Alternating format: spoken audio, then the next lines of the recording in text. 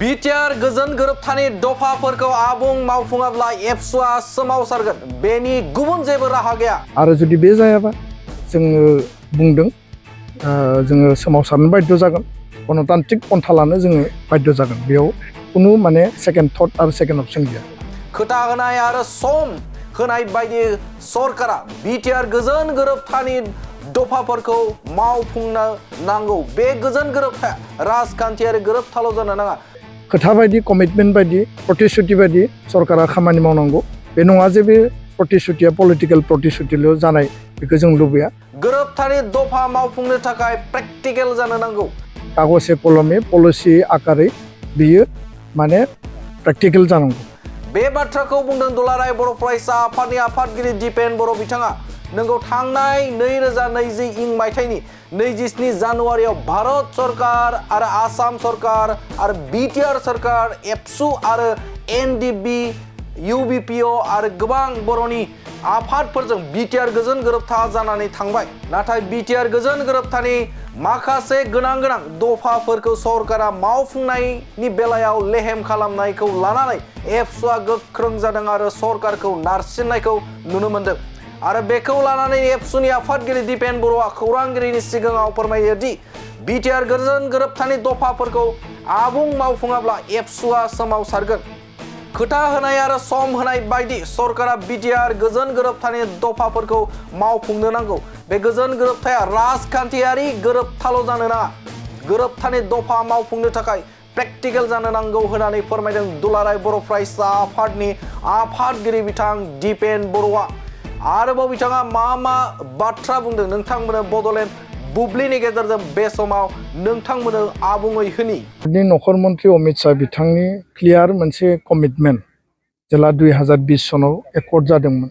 एकर्डआव बिथाङा जेब्ला accord shining सेरेमनियाव बिथाङा बाहागो लादोंमोन जे बिटिआर एकर्ड बा बड' पिस एकर्डनि जि दफा बा क्लजफोर दङ बेखौ टाइम बाउन्ड स्पिडि इमप्लिमेन्टेसन खालामनाय जागोन आरो मोनफ्रोमबो दफाखौ आखरे मावफुंनानै बिटिआर बड'लेण्ड ओनसोलनि जौगानाय आरो आसामाव आरो भारताव थानाय बर'फोरनि थांना थानायखौ माने राफोद खालामगोन बा बिनि रक्षनाबेक्षनखौ मजबुत खालामगोन।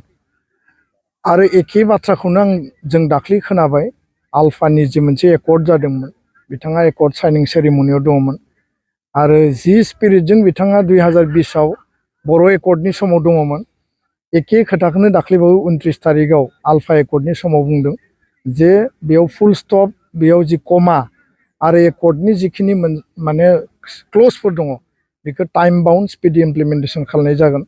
आरो बर' एकर्ड आरो गुबुन एकर्डखौ रिफारेन्सआव लानानै बिथाङा बुंदों जे टाइमनि एडभान्स बेखौ मावफुंनाया सोलिगासिनो होननानै। दा जोंनि अबजारभेसन जिहेतु जों एकर्ड इमप्लिमेन्टेसननि part and parcel government of India, government of आसामजों जोङो टाइम टु टाइम सावरायदों, जोंनि प्रेसार बिल्डिंखौ जों लाखिदों आरो बिनि एक्सपिरियेन्सनिफ्राय जों बुङो जे एकर्डनि मोनफ्रोमबो दफाया अन बर्ड, माने बियो मावफुंनायनि प्रसेसआव अलरेडि एन्ट्रि जानानै दङ।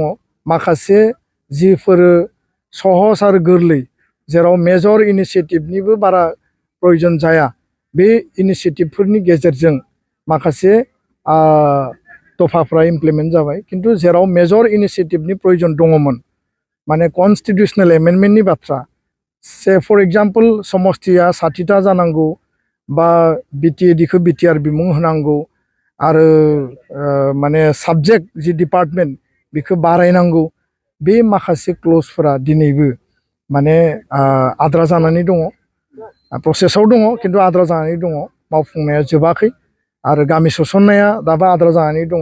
60टा गामिनि कमिटमेन्ट होदोंमोन गिबि मन्थ्रिया फार्स्ट फेजआव, खिन्थु बिनि 41खौल' सोनाय जादों। 19टा गामिनि भेरिफिकेसना जाबाय खिन्थु बिथांमोना केबिनेटआव लाबोनानै घोषणा होनाय खामानिखौ मावाखै। दा बेखायनो जोंनि माने क्लियार काट अबजारभेसन आरो क्लियार मोनसे डिमान्ड आरो आपिला जाबाय जे टाइम बाउन्ड खोथाखौ जेरै बुंदों, दारि कमानि बाथ्रा बा फुल स्टपनि बाथ्रा, बड' एकर्डआव जि स्पिरिट, आल्फा एकर्डआवबो जि स्पिरिट, खोथा बायदि, कमिटमेन्ट बायदि, प्रतिश्रुति बायदि सरकारा खामानि मावनांगौ। बे नङा जे बे प्रतिश्रुतिया पलिटिकेल प्रतिश्रुतिल' जानाय, बेखौ जों लुबैया।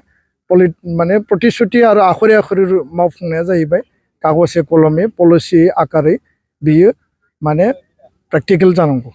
बेसो बाथ्राया आरो जुदि बे जायाबा जोङो बुंदों जोङो सोमावसारनो बाध्य जागोन गणतान्त्रिक पन्था लानो जोङो बाध्य जागोन बेयाव कुनु माने सेकेन्ड थट आरो सेकेन्ड अपसन गैया गोजोन्थों